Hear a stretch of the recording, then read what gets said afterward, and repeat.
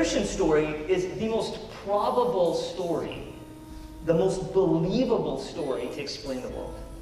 That's why I buy it. To me, I think probabilistically it makes the most sense. It says that the world is beautiful, but it's broken. It says that God has pursued us and hopes to help us flourish, and that one day He'll set the world right.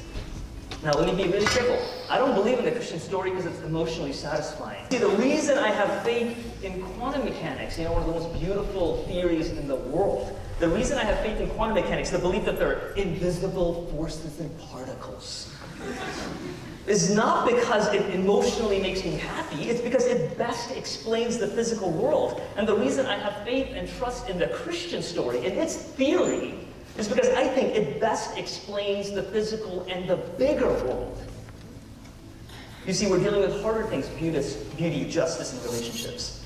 So let me close by saying that I think one of the reasons I find the Christian story most attractive is because it is the one that deeply values our physical world. It is not talking about spiritual things, but because of the resurrection, it says the physical world matters. And this tells me that the physical world matters. We crave really good things. Our bodies matter. You see, my body personally, I think, is a piece of evidence here as well.